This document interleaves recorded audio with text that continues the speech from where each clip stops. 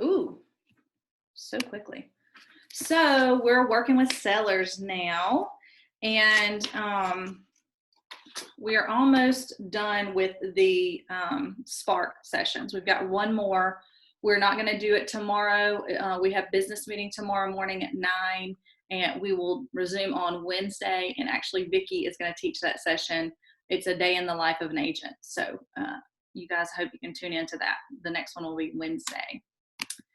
So what do successful agents do every day, guys? Lead generate. Yep. They grow their business and they run their business. If this is not getting a little bit old, there's a reason. Why do you think they make this the first slide? To remind you. Yeah, because you put it off for a day. It's easy to forget, and you get in the habit of one or the other, and you really have to have both to run a successful business. So today we're going to focus on growing our business through lead generation for buyers and sellers. We are going to work with sellers today. Our goal today is to teach you the skills you need to go from having a contact in your sphere to setting a listing appointment. Who doesn't want a listing appointment? Let me get somebody else in here. Tiffany's joining us. Okay. So we need to understand the motivation. We need to qualify and convert seller leads. We need to pre-qualify, tongue-tied, pre-qualify sellers. We need to go over the listing presentation, the pre-listing questionnaire and presentation, and then we go on to our daily success habits. So finding seller leads. We're going to learn how to find seller leads. So we have different lead sources. Your database, your success habits, open houses, and referrals. Where else can you find seller leads? FSBOs. For sale by owners. FSBOs. Expired. Some people purchase leads, although you typically purchase buyer leads, not seller leads. And we know from the MREA that the seller lead is what we want. That gives us the opportunity to have two sides versus the one with the buyer. Using your database and the daily 10-4, you have a great opportunity to find seller leads. Open houses are also a great opportunity. Potential buyers may also be potential sellers. We talked about that last session. Having relationships with other agents can help you build a referral business where you can find potential seller leads. And inside of KW, we have a huge referral network.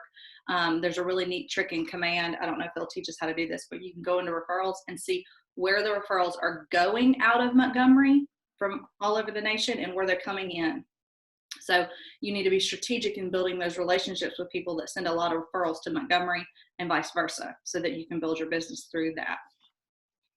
We also have in this toolkit a open house job aid, and it's got a checklist of what you need for an open house. Right now we're doing a lot of digital open houses and not in person, yet the checklist is a great thing to remember and to help you do that. We don't want to just do an open house. We want to get a lot of leads from it, and we want to build our database. Because if we just do one, we might as well be just wasting our time. All right, we're going to categorize and convert seller leads. We're going to switch gears and learn about what comes after the lead generation, which is connecting, pre-qualifying, and converting your seller leads to listing appointments. If one of your leads tells you that they are interested in selling their home, you first need to connect with them so that you'll be their real estate agent of choice. Then understand how ready they are so that you can categorize them to see how they're thinking of selling. Once you think someone is willing to sell, you need to pre-qualify them to see if they're able and ready to do. Finally, when they're ready and able, you need to do a listing presentation and secure the listing. Each step is important so that you follow up with leads that aren't yet able, ready, and willing. Then you can put a majority of your efforts into winning the listing with those buyers that can do business. So that's something we talked about with buyers. Why is pre-qualification so important?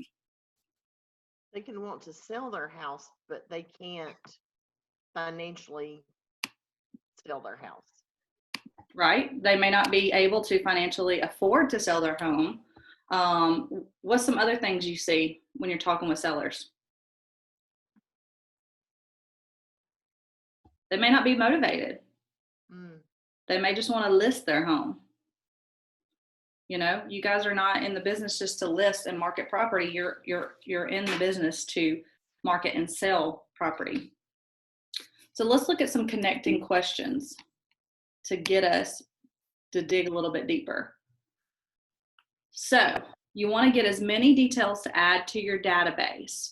We went over the buyer questionnaire. The seller is very similar. What we're trying to find out here is the who, what, where, why, when, and how. Okay? So if you would please tell me a little bit about your family, your job, your life, etc. You want to assess their wants, needs, and plans. What are you looking for? What are you looking to do? You want to pinpoint the location. Where would you like to buy? Where is your home located? You determine their motivation. Why are you moving? Get a feeling for their timeline. When would you like to do this? And assess their expectations. How do you plan to do this? Does this pretty well cover the basis here? Yeah. Okay, so this is just from the lead generation model. If you think about it, it's an important part of prospecting as you're having the conversations. And that's why it's so important to have the conversations where you're asking a lot of questions. You can qualify. People want to do business with people they see as motivated, capable, and likable. You need to focus on connecting with the seller so that you can build rapport and find out how willing and ready they are. What are the life events motivating them to think about selling? What are the needs or wants they're looking to fulfill? When you understand the seller's motivation and how strong it is, it helps you move forward. And especially, you know, we talk about right now, I know, Vicki, we've had the conversation during COVID and having with people, you know, you got to bring them back to their bring the conversation back to their motivation, because they are the ones that raised their hand and said, I'm ready to sell and I want you to help me. So when something comes up and there's hesitancy or doubt or objection, you bring them back to their motivation.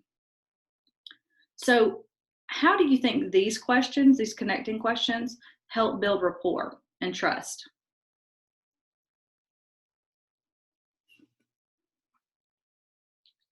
Well, when you ask these questions, they know that you're not just wanting to list, you are wanting to know some things about them as to even after they list, or why they want to list, why is it important to them, or like you said, what has motivated them to want to sell.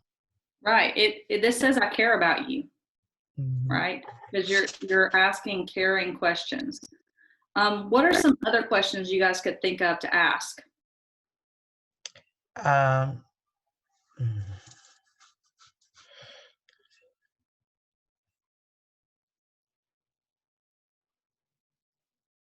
So when you said, when would you like to do this? And they say, August. Well, what's important about August?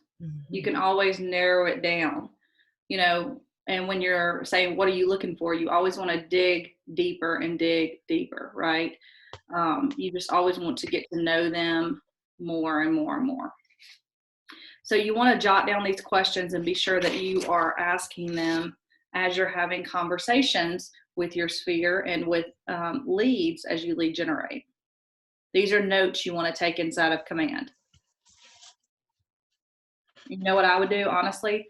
Do a little copy paste of who, what, where, why, when, and how, and just put it in your note section, and you can copy and paste it. You know what I'm saying? So that you have it ready when you're lead generating, you can just jot down. You don't have to really ask the whole question. I mean, you can, especially when you're first getting started, but you'll get used to asking the same questions and over. You need to have those answers at ready when you call them back in 3 months, or, you know, based on their timeline. All right, seller lead categories, much like buyer lead categories. Why is it important for you to know how ready your potential seller is?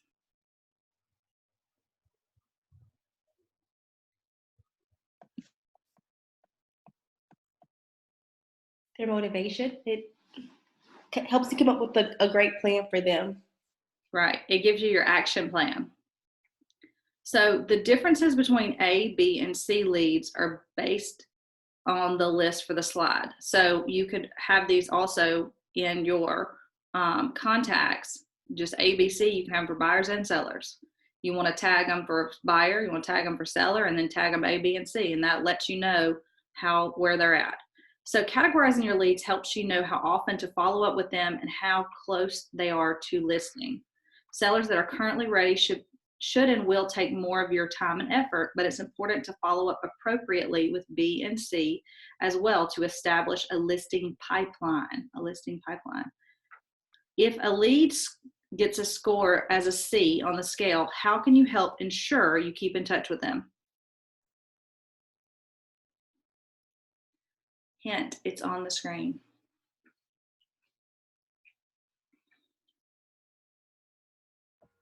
You set them up as a drip campaign. Yeah, you want to make sure that they're in your database and you have a touch on them monthly because they're ready, able, ready, and willing, but they're a couple months out. Okay, so you want to keep touching them. You want to put them on a smart plan and command. You want to create a neighborhood landing page. You want to do the neighborhood nurture, making sure that you're constantly touching them. So the A lead is ready to do business in about 2 weeks. So with the 2 week, you want to follow up until you get that appointment. With 2 week to 2 months, which is B, you put them in your database and you call every couple of days or once a week until you get that appointment. Okay? Making sure that you know this. So today, as part of our script, we'll do a categorizing the seller leads. So, is there anybody that wants to volunteer to do a quick role play?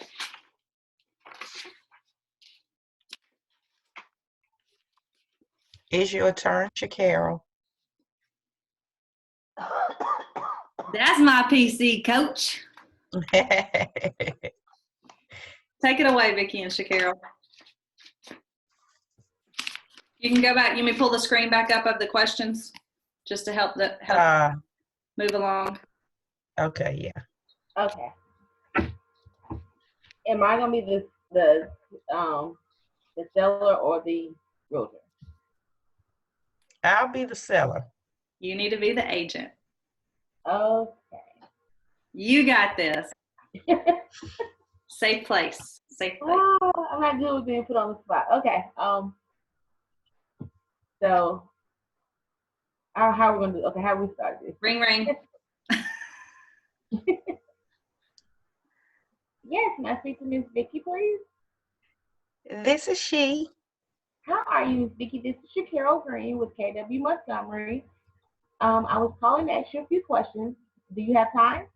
Yes, this is a good time. Great. First off, how are you doing? I'm doing good. I'm doing good. That's great. So I heard that you were ready to list your house. I wanted to ask, is that correct? Yes, but who did you hear that from? Always your cousin. It's always somebody's cousin. Just go with the cousin. I got your name from a close friend from your cousins. You said that you were ready to list your house. We go to church together. Yes, yeah, I have been talking to her about it, and it's something that I've been thinking about for a little while now, and I think I'm ready to go on and get this process started. Okay, let me ask you a few questions. So, how many is in your family that will be moving? I have 3 of my grandkids that's living with me right now and my husband. So, and it's 2 girls and my grandson. Okay, that's great. And are you working? Your husband working? Well, I'm the stay-at-home grandmother, but my husband is. Okay, that's great. So I'm sure the kids have a lot of extracurricular activities. There's 3 kids, or what? How old are they? They are 13, 11, and 7. Oh, that's a fun age. Yeah, they are. They keep me busy. They keep me on my feet, and we just need a little bit more space. We've kind of outgrown where we are now. So, like I said, we're ready to, it's something we've been thinking about, and we're ready to start this process. Okay, well, do you know what you're looking for? Like what area you want to go to? How many bedrooms, baths? I would take a 3-bedroom, 2+ bath, but 4 would be exactly what I want. I would 2 baths would be okay, but I would like a 2 and maybe a half, or it can even be 3, but I would like for it to have a bathroom that we don't have to share with guests. Okay, well, do you want 1 story, 2 story, garage? One. I don't want upstairs. And I do want to be, it doesn't have to be too new, like new construction, but fairly new. I don't want to have to build, wait to build. So yeah, fairly new. Okay, so you want ready to move in and not too many Yeah, upgrades. yes. Okay, The okay, only thing, I'm the sorry. only thing I want to be able to do is my own personal touches, but I don't want to have to, I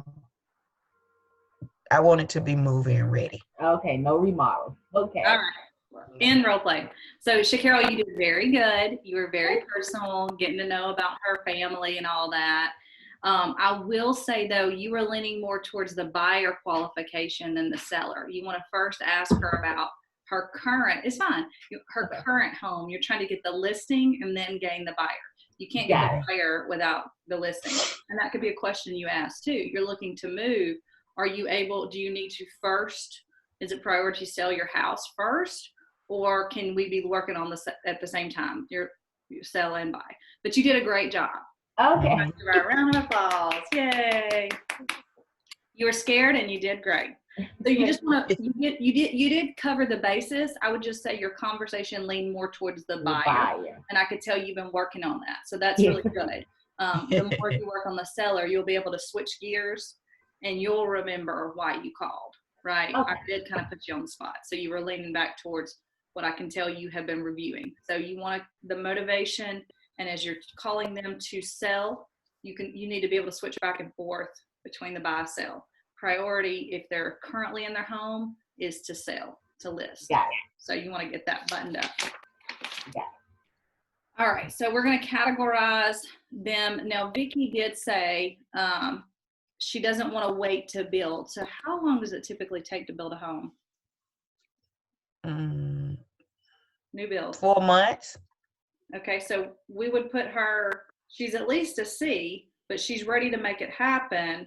So potentially a B. And as we have dove deeper into her listing and her motivation to list and to move, you could have qualified her as an AB there. All right, good job. So now we want to convert the leads to contacts. Let me find my page. Finding your leads motivation is the first step into a warm lead, into a closed client. So that warm lead is a referral, somebody that you have an existing relationship with. When you are complementing your daily lead generation activities, your goal is to convert the leads to appointments. You might get an appointment from the person you called, but if not, you might get a referral from someone that is thinking of buying or selling. Creating a reciprocal relationship is how you turn a lead into a contact, someone you have permission to follow up with. For a seller lead, that means asking how you can connect with them and meet with them. For a referral, it means asking how they can connect with you with people they know that they may meet. When you've determined the seller or seller referral is motivated and willing to sell, ask for an appointment using 2 steps. You ask for the business. When will you be ready to sell? See, that was that key question there. When will you be ready to sell? And then you ask for the appointment. Will tomorrow at 3 or Friday at 1 work for you to discuss selling your home? So that's where you could have dove a little deeper too, Shacarol, is you could have pushed her for an appointment. You kind of went into the appointment conversation, which is good because you are building rapport, but it is a fine line of they want to go, well, why am I going to do an appointment? We just had all this, you know? So you want to kind of keep some of it, get the basics where you can jot some notes, and then have an appointment. And it's important to use the conversation and the terms appointment because that sets a tone, right? And you want to give them a couple of options, because if you just say, hey, when can you meet? You know what they say? Oh, I'll look at my calendar and I'll get back to you. Then you're herding cats. You want to keep them on the hook while you have the conversation with them now. Ask for an appointment, ask for a referral, ask them to reciprocate the connection you've made. So now that we're covered how we find and convert our seller leads, let's move on to how to pre-qualify them. Once you know the seller is willing to sell and has agreed to have an appointment with you, you should pre-qualify them to see if they're also able and ready to do business. Here is how we pre-qualify sellers. You understand their motivation. You position yourself as the expert. You win the listing.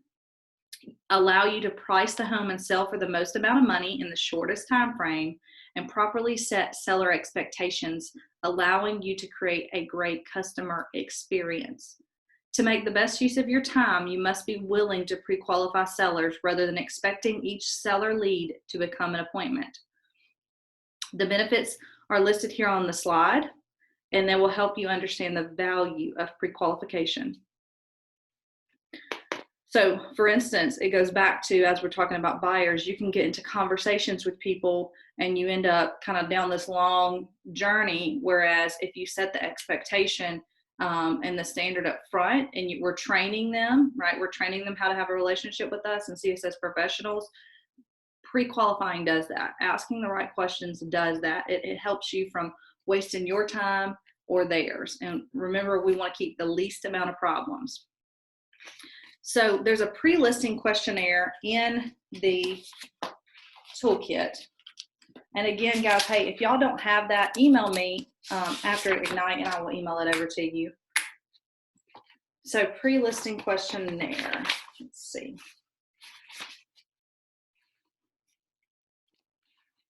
See what it looks like here.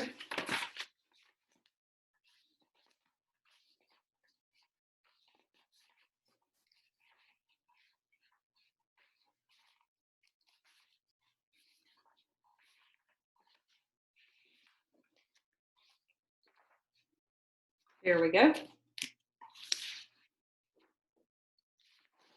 I hope this is just one page. That's all I've got. Okay. So if you don't have it, let me know. I'll send you the packet.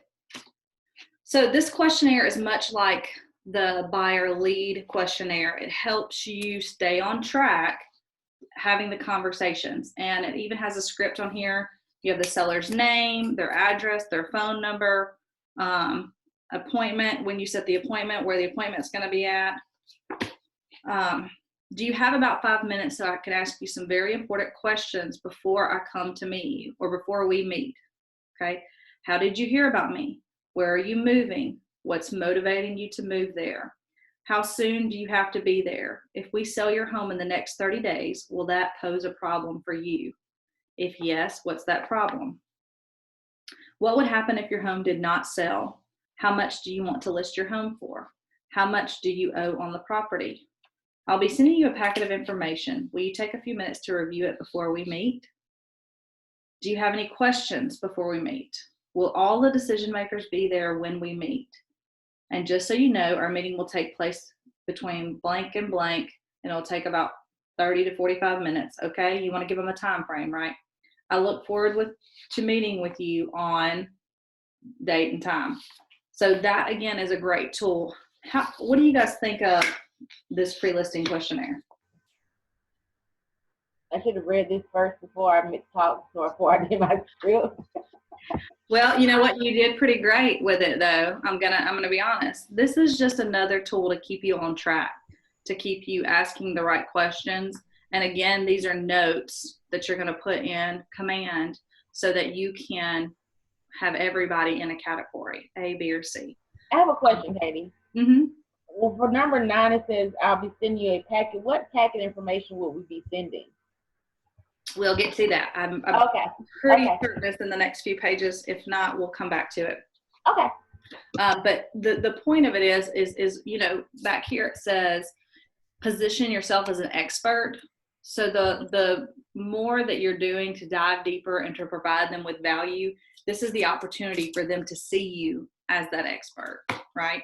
And they'll take you a lot more seriously. Okay. So now we're going to talk about the listing presentation. Let's see. Here we go. So this segment here covers both the pre-listing and the listing presentation. I'm going to show you how to get to the listing presentation in Command. Now, if you have another one you prefer to use, you're welcome to do that. Can you see my screen? Can you see my screen, my website? Oh, it's actually frozen, I believe. Okay, let's see. Uh-oh. Share screen. Let's try again. Now, can you see it? Perfect. So we're going to open Command. We're going to open Designs. It's pretty neat.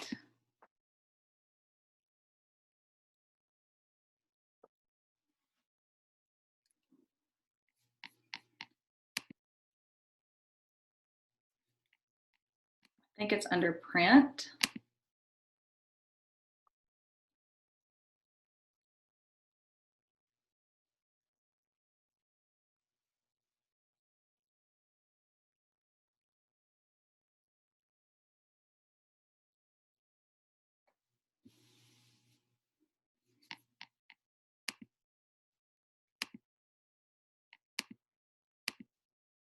Here we go.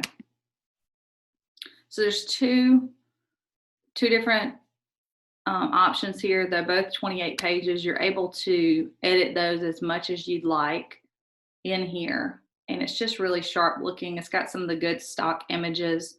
What I would recommend, if you have a tablet or computer or something, you actually just customize this and download it and keep it on your device, opposed to doing a printout. Although you can do a printout, I would just make sure that it looks really nice and you don't have any, you know, the copying looks really good and it all looks super professional. You could even laminate it or something. So you could send this over to them, or you can, let's see, show you how you can look at it page by page.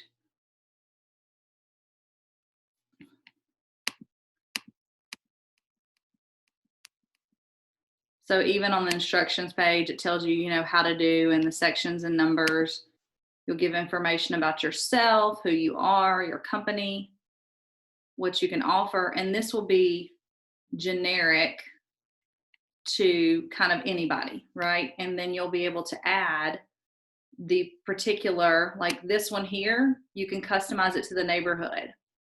So it'll pull the market stats by editing this little box right here. You could even put in there whatever neighborhood you were going to, right? To make it a little specific for them. And that's why it's good to not necessarily have a printout, although you can. You can pull a CMA in there. All of that's part of your pre-listing. It's about you. You've done the appointment is about them. So you want to go ahead and send some things about you. The CMA, kind of get them in the mindset of what comparables are looking like and all of that. So here's a timeline process, what it looks like. Again, every bit of this is customizable. So it even has, initial meeting, walkthrough, et cetera, et cetera, et cetera. And that just helps. We're talking about set the expectation and the tone, how we're going to market your home, how you're going to find the buyer, et cetera, et cetera, et cetera, et cetera, et cetera. And you can pick and choose whatever you want. Put market stats in there. Just choose whatever one you want. And there are 2 options. So as much or as little as you'd like, I would just recommend you have something together. And I know those of you guys that are in coaching, that's part of what you guys are going to be working on is y'all's listing presentation, pre-listing, and then listing itself. This saves you time. It builds the seller's confidence in you. It answers their questions they may have about you. It positions you as the expert. And you want to make sure that that is what you're doing. So let's see, screen share. Already did that.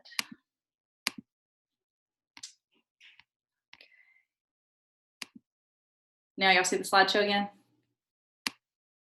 Mm-mm. You don't? You don't see the listing presentation slide? Oh, yes. I'm sorry. Okay. Sorry. Oh, And Katie, you said that this is what we can send to them ahead of time, or is this what we will discuss while we're there? so you can do it however you choose to do it. Yet, I find that the top agents, what they do is it's more of a pre-listing than a listing, so that you give them something ahead of time to set that expectation and to be professional. And then when you get there and have the conversation with them, you can be about them. They're not wondering who you are or what you're going to do. You're just going to reiterate.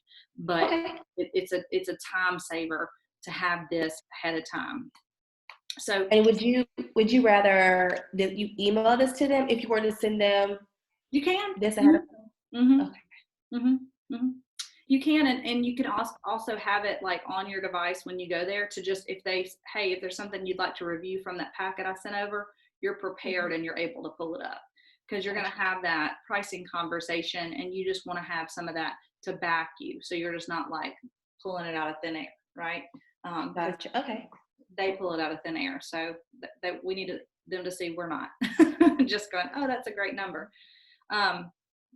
We're gonna you review it, modify it, change it, customize it as much as you want or need, and then that helps it be easier and easier. And I want you guys to spend some time customizing that.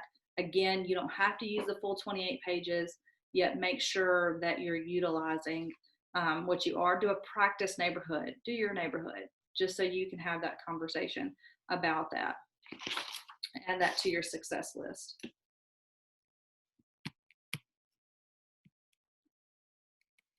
All right, so that wraps up sellers. What are your ahas from this one?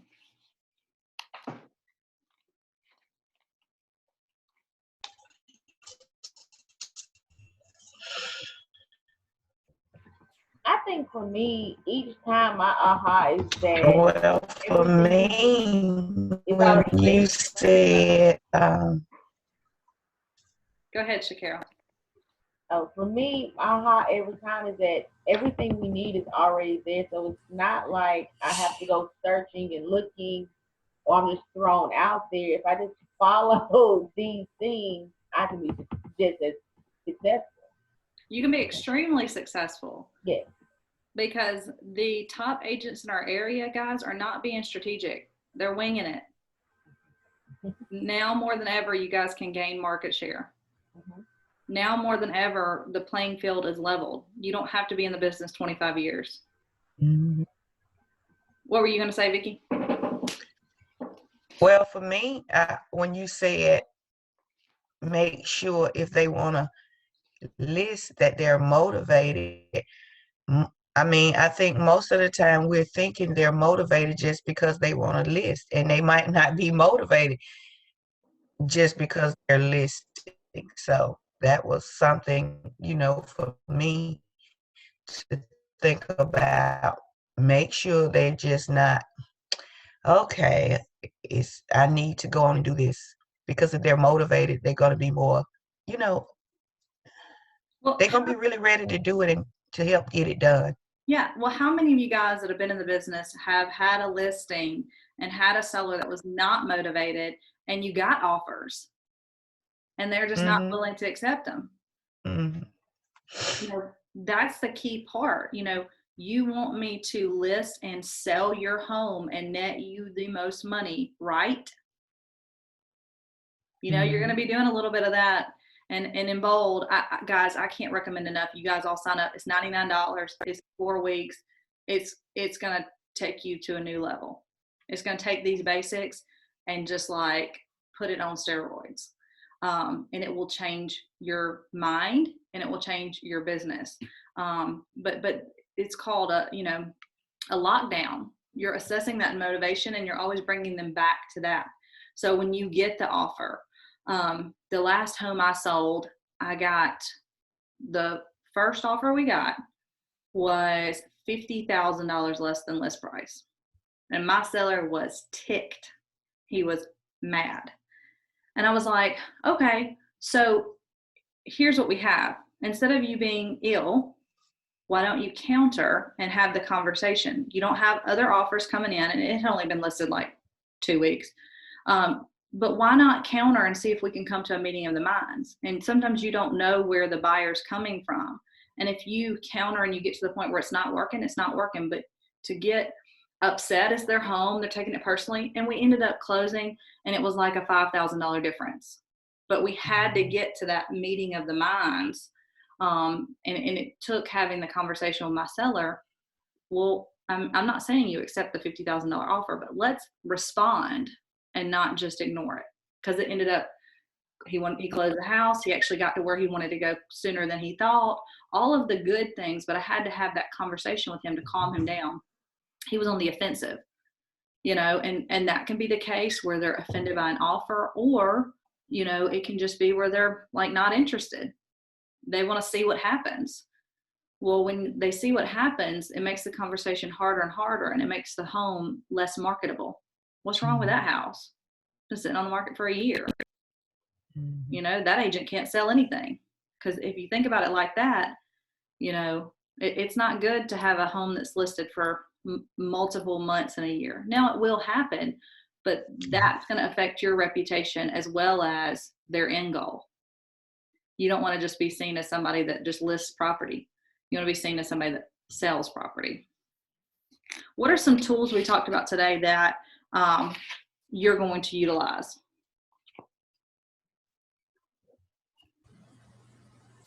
The listing presentation. Yeah, and there's 2 in there. And what you can do if you want to get real clever is go to some of the other marketing materials and pull in some of those. Because it's a document, you could compile it. I would do a how's the market doing, and I know that's one of the pages, but something like that. Or you could do a quick little marketing piece on their home. If it's ever been listed before, take some of that and say, hey, this is an example of what my marketing looks like. That sort of thing. So yeah, I think go ahead. I think I'll take away the A, B, and C for the buyers and sellers. I think that's a great way to kind of organize and help with your follow-up. Exactly. We want to be effective and efficient. We want to make sure that our pipeline is effective and efficient. So we want to take the time to reflect on what we're learning each day and building your confidence, celebrating growth, and making sure that you guys are seeing progress. I can already see progress just from, and it's been a little sporadic. This is our 8th session, yet it's been encouraging to see you guys get so excited about the conversation. And I think that your mindset is going to be renewed and you're going to be excited and moving things forward. Who has something good to share from the daily 24, if you will? Who's been doing the activities? Please, somebody tell me you've been doing them. When I've been calling people, and it is refreshing to just hear people say that they're glad that we're just checking on them. Yeah. And I talked to a lady last week, and she was saying she was originally looking at another realtor, Mm-hmm. but they've gone silent since this whole COVID situation's gone on, and they're glad to see and hear that we're still working. So that goes to prove, like we said previously, when that, like you said, that when that rubber band pops, we're still going, and other people have to warm up and stretch. So that brought that to life for me. Exactly.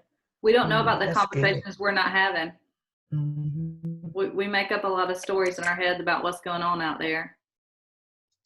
So until we have the conversations, then we don't know. And as we're having the conversations, we're adding in the details that we're learning and knowing, and then we're making sure that we are market experts and we're able to have the conversation at a high level. So I hope you guys join me today at 1. We have the Zoom panel. Again, for those of you that joined last time, thanks so much. I think it went really well. I'm excited to have that happen again. It's a great opportunity to have a conversation with agents in our area to see what's going on, what they're doing, how they're adapting, and I hope that that's encouraging to you all. I'm going to stop the recording